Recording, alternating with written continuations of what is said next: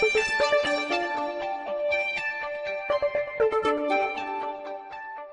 hi, and welcome to Political Quickie, your political show that subjectively discusses current affairs in South Africa and all around the world. My name is Mapasika Muro.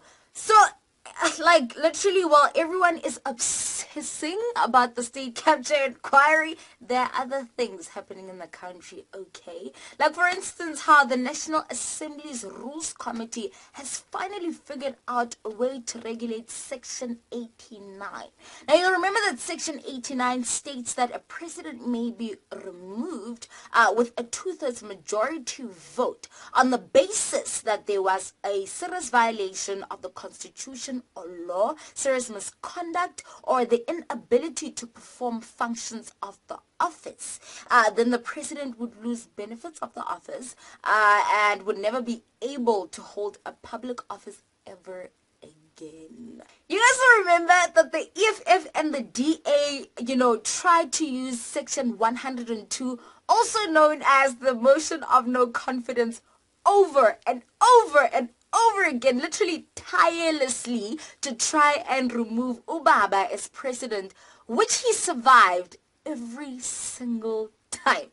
Talk about persistence and resilience, okay? So there's a bit of confusion in terms of how to implement Section 89, especially after Ubaba was found to have acted unconstitutionally in the Nkandla case. In a later case brought before the Constitutional Court, the Constitutional Court was like, guys, National Assembly, okay, prioritize figuring out a process to implement Section 89, and it seems like they almost have, okay? Previously, a president could be removed, based on the grounds in Section 89 by the National Assembly. But now, any member of the National Assembly may, through a substantive motion, initiate the process of removing a president through Section 89. So, halala, you have figured it out, halala, okay? But because we are South Africa, guys, and we love backlogs, the process is long, okay? So the motion is submitted, right, to 3 independent legal experts along with evidence, and then within a period of 30 days, they will decide whether or not there is sufficient evidence to continue with the process.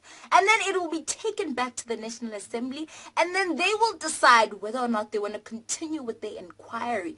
And then they will take it to an impeachment committee that will then formulate a report whether or not the president should be sacked. And then it will finally go back to the National Assembly where they will debate the question of whether or not to remove the president. And then the removal will still require 2/3 majority. Hey! Come on.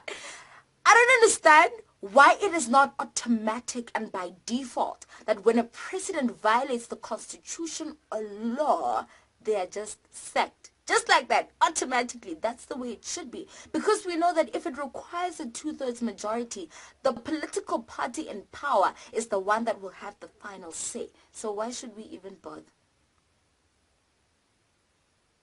Okay.